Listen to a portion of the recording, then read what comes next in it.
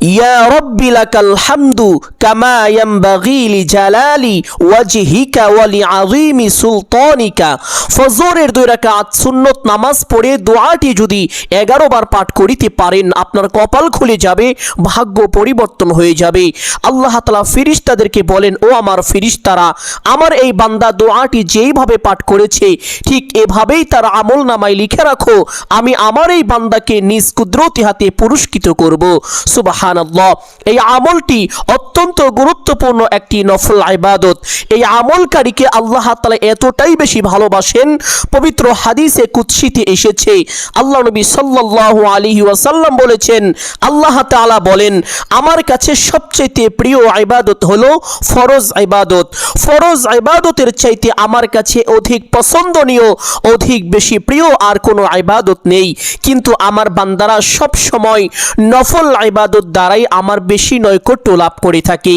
নফল ইবাদত করতে করতে বান্দা এক সময় আমার এমন প্রিয় পাত্র হয়ে যায় যে আমি তার চোখ হয়ে যাই, যা দিয়ে সে দেখে, আমি তার কান হয়ে যাই, যা দিয়ে সে শোনে, আমি তার হাত হয়ে যাই, যা দিয়ে সে ধরে, আমি তার পা হয়ে যাই, যা দিয়ে সে চলে। সে যদি আমার কাছে কোনো কিছু চায়, আমি অবশ্যই তাকে তা দান করে থাকি। সে যদি আমার কাছে আশ্রয় চায়, আমি অবশ্যই তাকে আশ্রয় দান করি। সুবহানাল্লাহ। সম্মানিত দিনী ভাই ও বোন, এই আমল করে বান্দা আল্লাহ তাআলার কাছে যা চায়, আল্লাহ তাআলা বান্দাকে তাই দান করেন। যে দোয়া করেন সে দোয়াই কবুল করে থাকেন।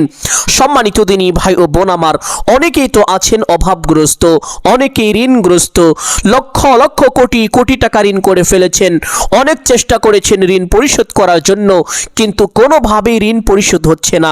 আমি বলবো, ফজরের 2 রাকাত সুন্নত নামাজ পড়ে আল্লাহ তাআলার প্রিয় মহব্বতের এই ছোট্ট দোয়াটি মাত্র 11 বার পাঠ করে আল্লাহ তাআলার কাছে দোয়া করুন। কুদরতিভাবে অতি দ্রুত আল্লাহ তাআলা আপনার সমস্ত ঋণ পরিশোধ করে দিবেন, এমনকি আপনার ঋণের পরিমাণ যদি পাহাড় সমানও হয়ে থাকে। সুবহানাল্লাহ। এই দোয়ার সাথে সাথে আরেকটি ছোট্ট দোয়ার কথা বলে দিব, যেই দোয়ার ব্যাপারে পবিত্র হাদিসের মধ্যে এসেছে, এক ব্যক্তি হযরত আলী রাদিয়াল্লাহু তাআলা আনহু এর কাছে চলে গেলেন, গিয়ে কিছু সাহায্য চাইলেন। ওই ব্যক্তিটা ছিল অত্যন্ত দারিদ্র এবং ঋণগ্রস্ত ব্যক্তি।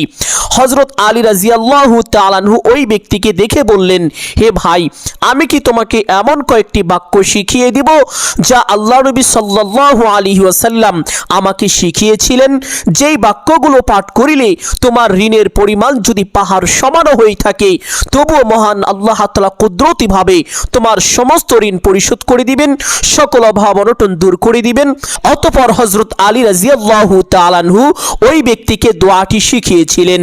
সম্মানিত দিনী ভাই ও বোন, অনেকেই তো আছেন যেই দিকেই যান, যে কাজেই হাত দেন, শুধু ব্যর্থ হয়ে যান, কখনো কোনোভাবেই আপনি সফল হতে পারেন না। আমি বলবো, এই ছোট্ট আমলটি করুন, আল্লাহ তাআলা চতুর্দিক থেকে আপনার জন্য সফলতার সমস্ত দরজা খুলে দিবেন। যেদিকেই যাবেন, যে কাজেই হাত দিবেন, আল্লাহ তাআলা কুদরতিভাবে আপনাকে সফল করে দিবেন এবং সকল প্রকার ব্যর্থতা ও অবনতি থেকে আল্লাহ তাআলা স্বয়ং নিজ কুদরতি হাতে আপনাকে হেফাজত করবেন। সুবহানাল্লাহ। সম্মানিত দিনী ভাই ও বোন আমার, এই আমলটি কখন করিবেন, কিভাবে করিবেন, প্রত্যেকটি বিষয় আপনাদেরকে সুস্পষ্টভাবে বলে দিব। সকলেই গভীর মনোযোগ দিয়ে শুনবেন ইনশাআল্লাহ। এই আমলটি করার জন্য ফজরের আজান হওয়ার সাথে সাথে ঘুম থেকে উঠে যাবেন। ঘুম থেকে উঠে প্রথমে মিসওয়াক করবেন অথবা ব্রাশ করবেন, অতঃপর সুন্নত তরিকায় ওযু করবেন। সম্মানিত দিনী ভাই বোন, সুন্নত তরিকায় যদি ওযু করতে পারেন তাহলে বিশেষ 3টি পুরস্কার পাবেন। 1 নম্বর পুরস্কার, ওযুর সময় যেই অঙ্গগুলো ধৌত করবেন, ধৌত করার সময় যেই পানিগুলো ঝরে যায়, এই ঝরে যাওয়া পানির সাথে সাথে নবীজি বলেছেন আপনার গুনাহগুলোও ঝরে যাবে। সুবহানাল্লাহ।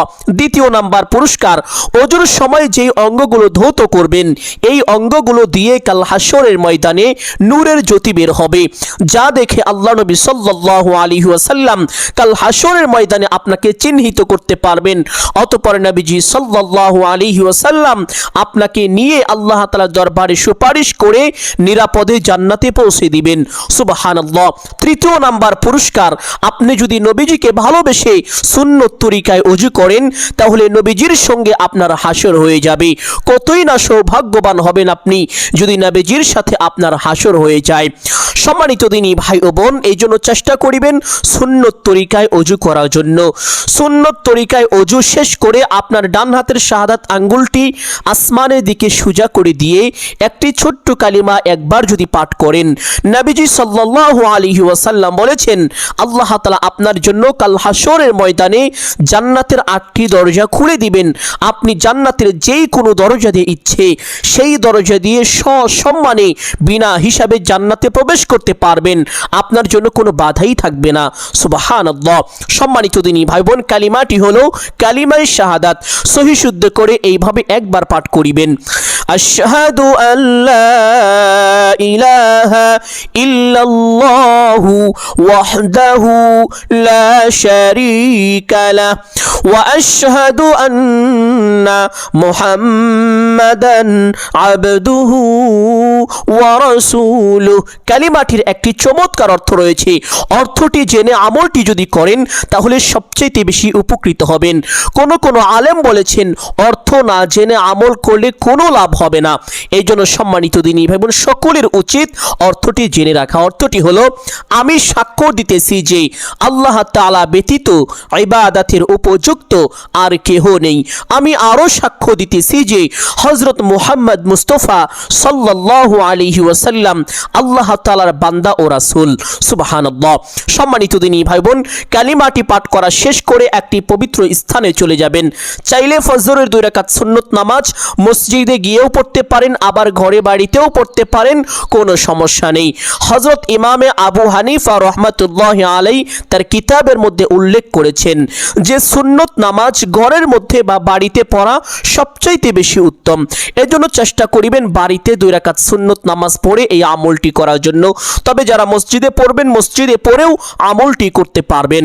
সম্মানিত দিনী ভাই ও বোন, ফজরের 2 রাকাত সুন্নত নামাজ পড়ে সে স্থানে বসে সর্বপ্রথম নবীজি সাল্লাল্লাহু আলাইহি ওয়াসাল্লামকে মহব্বত করে নবীজির উপরে এই দুরূদটি পাঠ করবেন। আল্লাহুম্মা সাল্লি ওয়া সাল্লিম আলা নবিয়িনা মুহাম্মদ। নবীজির উপরে দুরূদ পাঠ করলে আপনার কি লাভ হবে? পবিত্র হাদিসের মধ্যে নবীজি বলেন, যেই ব্যক্তি আমি রাসূলের উপরে একবার দুরূদ পাঠ করে আল্লাহ তাআলা ওই ব্যক্তির উপরে সাথে সাথে 10টি রহমত নাজিল করেন, তার 10টি গুনাহ ক্ষমা করেন, তার আমল নামায় 10টি নেকি দান করেন। শুধু তাই নয়, আপনি যদি একবার এই দুরূদটি পাঠ করেন আল্লাহ তাআলা আপনার মনের বড় বড় 10টি আশা পূরণ করে দিবেন এবং আল্লাহ তাআলা আপনাকে বড় বড় 10টি বিপদ থেকে নিজ কুদরতি হাতে হেফাজত করবেন। সুবহানাল্লাহ। এছাড়াও আরো অসংখ্য অগণিত ফজিলত রয়েছে। তার মধ্যে একটি অন্যতম ফজিলত হলো নবীজি বলেছেন যেই ব্যক্তি আমি নবীজির উপরে দুরূদ পাঠ করে ওই ব্যক্তির জন্য আল্লাহ তাআলার একদল বিশেষ রহমতের ফেরেশতা আল্লাহ তাআলার কাছে দোয়া করতে থাকেন। সুবহানাল্লাহ। এই জন্য সম্মানিত দিনী ভাই বোন, উঠতে বসতে চলতে ফিরতে যখনই সময় পাবেন ছোট্ট দুরূদটি বেশি বেশি পাঠ করিবেন। আমলের সময় কমপক্ষে 11 বার এইভাবে পাঠ করবেন। আল্লাহুম্মা সাল্লি ওয়া সাল্লিম আলা নবিয়িনা মুহাম্মদ। আর যদি এই দুরূদটি না পারেন তাহলে ছোট্ট দুরূদ সাল্লাল্লাহু আলাইহি ওয়াসাল্লাম অথবা যে দুরূদটি আপনার কাছে ভালো লাগে সেই দুরূদটি 11 বার পাঠ করিবেন। দুরূদটি পাঠ করা শেষ করে একটি ছোট্ট ইস্তেগফার পাঠ করবেন। যেই ইস্তেগফারের ব্যাপারে পবিত্র হাদিসের মধ্যে এসেছে আল্লাহ নবী সাল্লাল্লাহু আলাইহি ওয়াসাল্লাম বলেছেন যেই ব্যক্তি এই ইস্তেগফার দুনিয়ায় বেশি বেশি পাঠ করবে মহান আল্লাহ তাআলা তাকে 3টি পুরস্কার দান করবেন।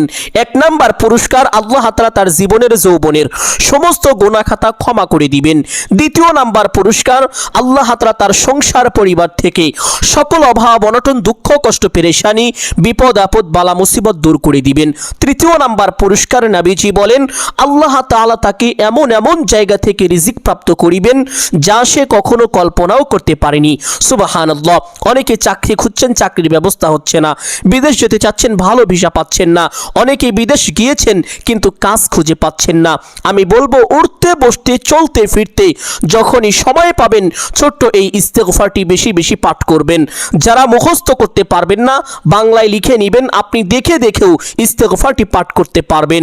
যদি আপনি এই ইস্তেগফারটি বেশি বেশি পাঠ করেন, আল্লাহ তাআলা গায়েবীভাবে অতি দ্রুত আপনাকে ভালো সম্মানজনক কাজের ব্যবস্থা করে দিবেন এবং চাকরির ব্যবস্থা করে দিবেন, যেটা আপনার জন্য অত্যন্ত উপকারী হবে।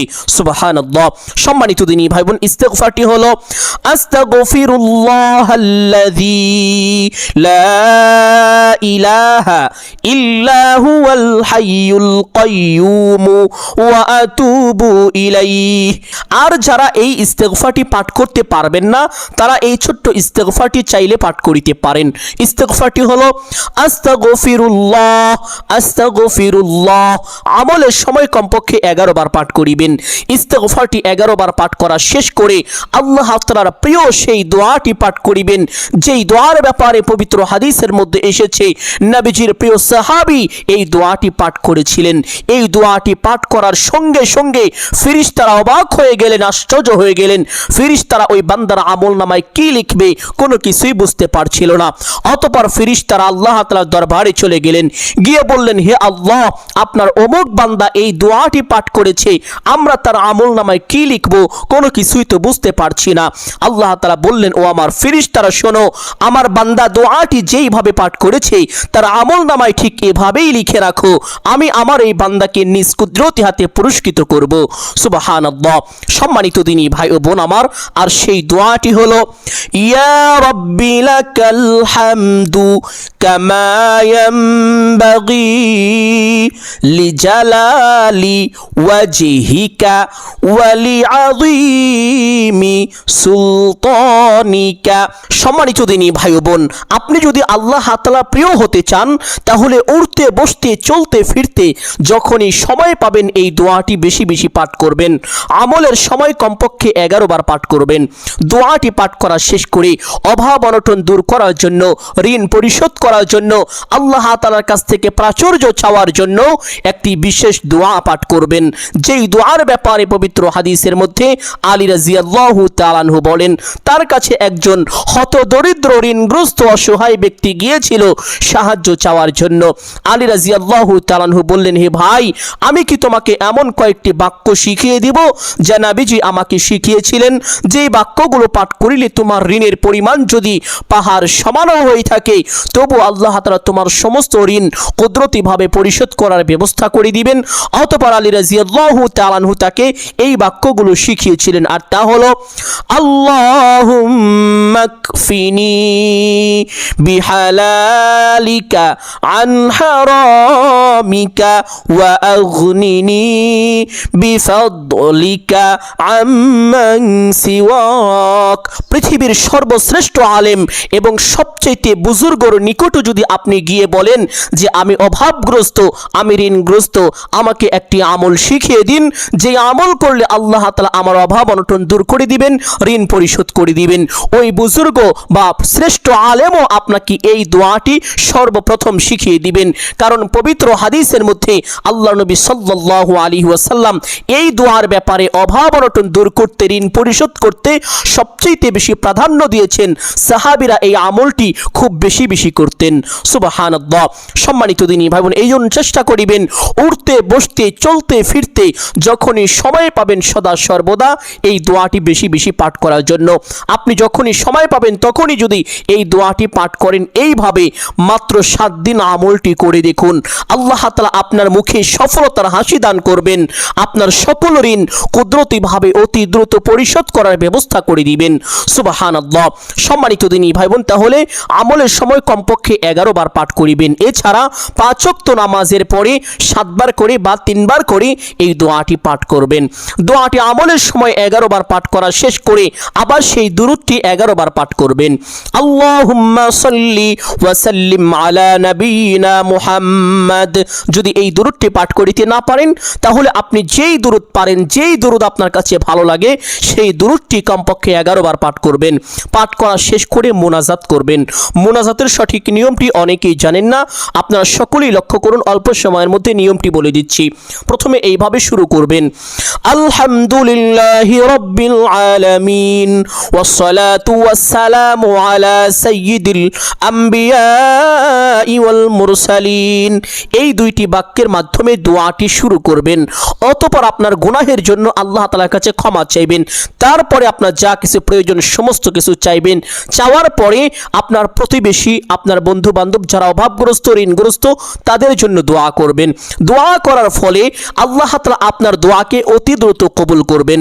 পবিত্র হাদিসের মধ্যে এসেছে, বান্দা যদি কোনো ব্যক্তির জন্য আল্লাহ তাআলার কাছে দোয়া করে, যেমন আপনি অভাবগ্রস্ত, কোনো অভাবগ্রস্ত ব্যক্তির জন্য আল্লাহ তাআলার কাছে দোয়া করেন, তাহলে নবীজি বলেছেন আল্লাহ তাআলা আপনার অভাবকে আগে দূর করবেন। সুবহানাল্লাহ। এই জন্য আপনার যা কিছু প্রয়োজন, এই সেম জিনিস যদি আপনার বন্ধু বান্ধব, প্রতিবেশী কারো প্রয়োজন হয়, তাহলে আপনার দোয়ার পরে তার জন্য আল্লাহ তাআলার কাছে দোয়া করবেন। অতঃপর 3 বার বলবেন, ইয়া যাল জালালি ওয়াল ইকরাম, ইয়া যাল জালালি ওয়াল ইকরাম, ইয়া যাল জালালি ওয়াল ইকরাম। অতঃপর একবার বলবেন, হে আল্লাহ, আপনার হাবিবের উসিলা করে আমার দোয়া মুনাজাত কবুল আর মঞ্জুর করে নিন।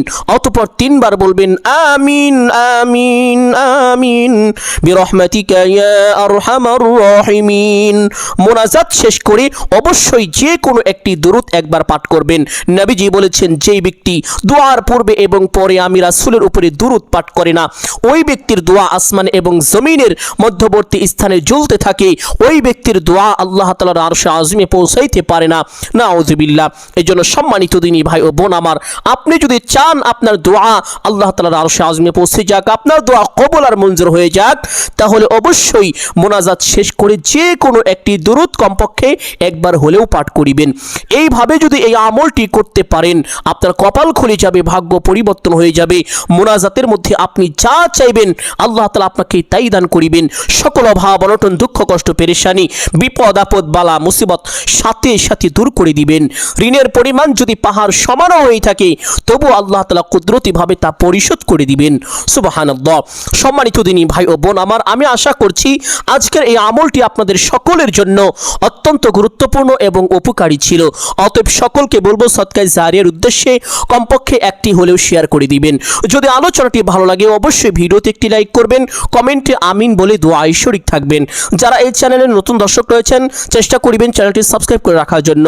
সকলের জন্য অন্তর থেকে দোয়া করি, আল্লাহ তাআলা সকলকে ভালো রাখুন, সুস্থ রাখুন, জানে মালে কামাই রুজি, ব্যবসা বাণিজ্যে প্রচুর পরিমাণ উন্নতি ও বরকত দান করুন।